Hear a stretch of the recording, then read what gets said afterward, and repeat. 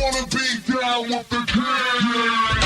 It's the Sports Kings. Sports Kings. Big Mike. He might fall off the wagon in the next 10 minutes. And Rob Calloway. It's about bringing talent. It's not about all the flash and glitz and glam. Not your average sports talk show. The Sports Kings. This is NFL legend, Work Done. This your boy D. Howard, a.k.a. Superman. I'm Jerome Bettis, the bus. It's Cam Newton. Holla at your boy, already. This is Hank Aaron, and I'm down with the king. Tell a friend, Kings is back. Welcome back to Thursday on the podcast, the Sports Kings podcast, that is. I'm Big Mike. I got Rob Calloway with me. Back off my little hiatus. Still feeling a little crappy, but that's no one's problem but mine. Had a mentor back in the day said, no one cares about your problems. Hit the switch and do the damn show. So that's what I'm doing. Giving you guys my I guess it's my very best. Someone else, probably someone else's worst, but it's my best. It's the best I got for you. I don't have nothing else. Don't forget, we're being heard on Spreaker.com, so make sure you tell everyone you know, and even people that you don't know, let them know that you're down with the Kings. Also, Twitter, Instagram, and Facebook are our social media vehicles of choice, and they're all three at Sports Kings Live. You can also email us at sportskingslive@gmail.com. Now, we're done talking about the whole deflate situation up in New England or whatnot. And we did that for most of the hour yesterday. The previous hour today. We talked a little bit about one Lala Anthony and the show Power. I like days like this where we kind of mix up throw some pop culture stuff in as well, because I'm far and Rob is far from just these sports dudes. Like, I'm very, very. Speaking of, God, I have poor impulse control, and when things hit my mind, I have to say them. I saw Catfish yesterday. Was it yesterday I saw Catfish? Where these two broads catfished the show Catfish. I was like, what the What? Yeah, these dudes was pissed too, dude. Because apparently the chick had a chick that this one broad had a broad. She was in New York, had a broad that she was talking to online in California. So I guess these broads then came up with this scheme to act like, I might be getting catfish, come help me, whatever, when really all they wanted to do was get a free flight to see each other finally, right? So these dudes that went and found out what was going on, showed up at this chick's crib, and I don't know what's going on, because this is the part where I pick it up at. So I'm confused. The dude with the gray hair is like, yeah, you ready to go in here and catch a catfish? And then when they go in there, they're talking to her like she's the person being catfished. I'm like, what the hell this don't seem right. So they're asking all these questions, and she's talking about, I can't stand liars. Somebody who can look you in your face and just lie, and I don't even understand why you just lie, because if you lie one time, you're going to have to lie again to cover it up, and then you're going to probably forget to lie or whatever. Meanwhile, I kind of find out they just setting this broad up to tell her everything they already know. They was like, yeah, if you even if you unfriend someone or you block someone or whatever it was the case, that every message that you had with that person is still there. Her eyes got all big because the whole time she's been telling them that she don't even know who this chick is, right? They end up showing her all for the last 4 years, all these messages of her and this chick going back and forth. And I was like, ugh, this is messy and uncomfortable. Wow. Yeah, it was so uncomfortable. I didn't even see how the episode ended up because they were so mad. They was like, we don't even know how we're going to handle this, because part of our show is the authenticity of it, that people understand that we're actually trying to help people who are in these positions where they think they're talking to somebody who's misrepresenting themselves. And they ended up just packing up and leaving. I was like, yeah, back to the game for me.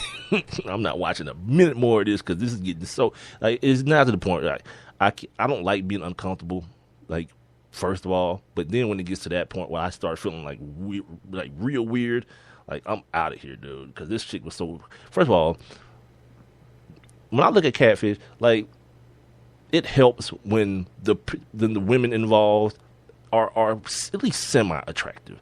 But then when you start rolling out these sumo wrestlers, man, no offense to the big chicks, because, everybody need love, and people, have their own little thing. That's just not mine. I'm out immediately. Gone. Split soul. I'm out of here. So that was part of it too. I was like, I can't deal with this.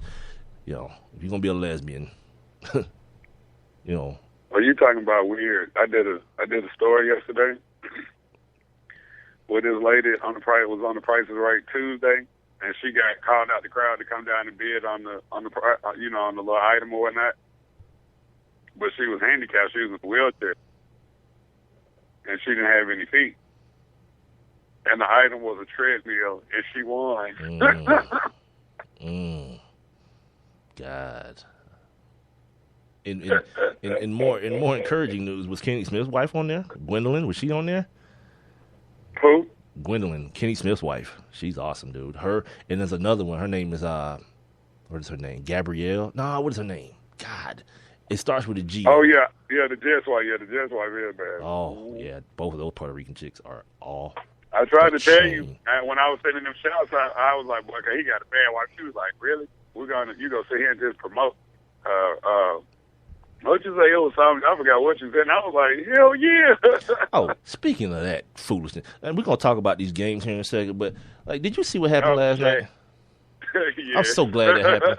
I'm so glad it happened. Good. Stop being an imbecile, you idiot. But I'm like, how the hell did he get a TV monitor wrapped around his leg, though, dude? I'm glad it happened. Stop being stupid and contribute to the show. Other than say, that right there, that's barbecue chicken right there, Kenny. Shut up. No one cares. It's almost like he's shacking the food. Hey, they put crime tape out there. Dude, by the way, you guys are idiots. By the way, like they had one dude, like they had Triple H putting him in the what's Triple H move called? The pedigree. Yeah, the pedigree. Had Triple H putting the dude in the pedigree. Then one had like The Rock standing over him, like you know how The Rock do the thing with his hands back and forth. Yeah, had that go. Like, yeah, you dudes. Shaq gave somebody $500 for that. Nah, the best one was they had him leaning through the tape, beating Usain Bolt in the race. That was the funniest one. Yeah, somebody got $500 though. I think Shaq put up $500 for the best meme. So was it 500 or was it 1,000? I saw somebody. He might have upped it. Initially, it was 500. I can't do that stuff. So I don't know. I don't know how to do it. But at least finally, it's paying off for you idiots. You idiots who think of this stuff so creatively. Yeah, and the one time it paid off, I'm the one. I don't even have my Photoshop on. Well, you're ridiculous then. Yeah, stop working for free. Got idiots like Shaq willing to pay. By the way, Shaq, you're worth at least like $100 million. That's on the low end. You could have probably did more than that. Yeah, you could have probably did a G or two. Just saying. All right, now that I got that off my chest. But he's so ridiculous. Jesus. I knew you. Hey, as soon as I saw that, you the first person I thought about. I was like, yeah, I know. Here's the worst part, dude. But here's the worst part. I'm in the kitchen. What was I doing? I was like getting something to eat because it was halftime, and I'm trying to ignore this whole thing. And then I see what happens out the corner of my eye. I'm like, what the hell just happened? Why is he on the ground? So I get up. I go rewind it real quick. And even till today, I didn't understand what happened. Because, like, Ernie's over there. He's like, what? Why is this on the ground? He was like, Ernie's so confused. Shaq's trying to blame somebody. Like, no, you're the idiot. It's just you. No one set you up. You're an idiot. Like, I wasn't sure it was like somebody had put, like, a seat in his seat and they just ejected him out the seat or something. I didn't know what had happened till today. It was the wire. It was somebody. It might even been the TV crew. Somebody set that monitor up right there. That fool did it. He's an idiot. We're not blaming anyone but him. How did he wrap his leg around the cord? I mean, that's why I said somebody on the crew might have accidentally, did it when they was connected. Because you see the little backpack little thing. And he had his shoe off and all, so he probably had his shoe off, like messing with the cord with his toes and stuff, and forgot he had done it. Then God tried to get up and do the whole I'm a race Kenny. Idiot. Yeah, movie trap myself. Stupid idiot. God. By the way, for those of you who care, the Cavs kind of got it pushed in last night by LBJ and the boys. They kind of did a number on the old Bulls. Yeah, you put the headband. See, and this is what I'm talking about. Like, understand that you're not like these other guys. Like, stop trying to be like them. You can wear the headband. You're not one. You're not fooling them either. They don't believe like, oh, shoot, LeBron ain't got his headband on. That means he's just like me. Last night, it was this morning when I got home. I didn't get home until about I guess about 4:45 when I got home from work. But I'm watching the press conference where LeBron sitting there talking, and listening to him talk. First of all, what he said was, you know, he don't like to have to be a volume shooter, you know, because he like to get his teammates involved. Mm-hmm. He was like, but Kyrie just kept on telling me, I need you to shoot the ball. I need you to be aggressive. So, you know, I really had to do it. So then he just kind of sat back and put his hands in his lap, and he looked sad as hell because he had to do it. Yeah. And so immediately, you know what I thought about? I thought about the whole Kobe thing that we talked about 2 days ago. You know, when Kobe scored 81, and the next day LeBron was like, you know, there's no way he could look his teammates in the face if he had to do it. Yeah. And I'm like, LeBron James, damn it, LeBron. It's just him, man. You it's his wiring, man. Dude. It's his wiring. But this is unbelievable that at this point of his career, he is still trying to. I mean, look, if you don't understand who you are, you got a problem. No, I don't think you understand who he is. Everybody else around you. I mean, it's you like want him to be something different than he is. Like, it's not just about his career; it's about his life. This is who he's been all his life. I mean, well, yeah, but I'm just talking about on that court, though, man. Like, period. That's who he's been on the court all his life. He's been that way since he was a kid. I know. I know that. I mean, we talked about that, but I'm just saying. But to even hear Kyrie say, "Yeah, I need him to be more aggressive tonight," like, duh. And even with him being so aggressive, you understand what happened in the first quarter? Like, you could physically see the toll it was taking on his body, man, because at a certain point he took himself out the game and he's on the sideline. And Chris Webber also pointed out he was hyperventilating. Like, he was so amped up that he had at one point in the first quarter he took himself out the game. Yeah. And Marv was over there like, I think Lamar had to fix something with his equipment. Chris was like, no, do you see him? Do you see him breathing? And I was like, yeah, I see him breathing. What the hell is Marv talking about? Yeah, that dude was so winded. Like we gotta understand the standard by which LeBron is being judged. Like, he's the greatest player on the earth, playing the way he plays. Now, the reality of the situation is they're down a man. They're down two men. J.R. Smith isn't there, and Kevin Love is not coming back as well. J.R. Smith will be back for game number 3, but Kevin Love obviously is out indefinitely. So when Kyrie is saying, yeah, I need you to do more, he's right because of the situation. But to LeBron's, in his defense, it's going to be like with any of us.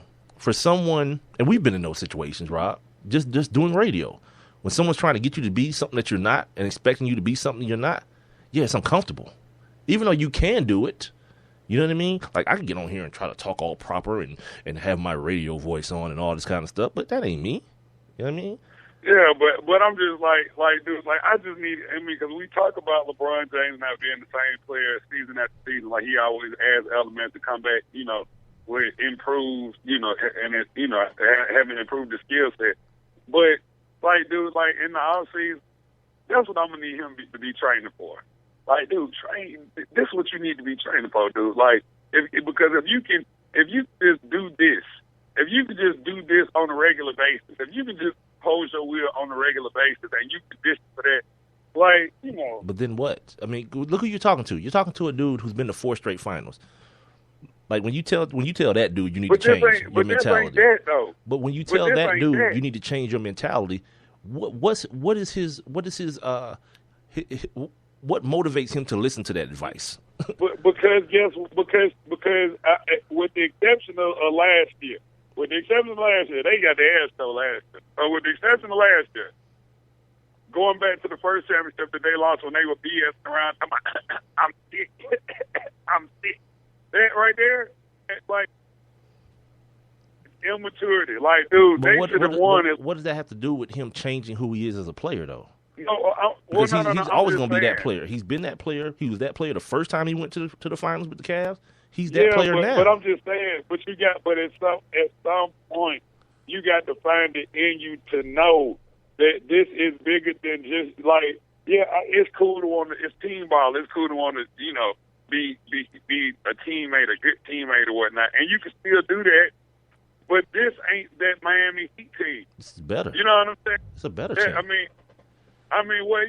But I'm saying, but they don't. I mean, like right now, without JR, without Kevin Love, I mean, this is just right now. It's just the him and Kyrie show. You know what I'm saying? Well, that's going to change in Game 3. JR be back in Game 3. Yeah, but JR be back, right? But I'm just saying, like, you know, dude, at any given time, like, you need to be able to put your cape on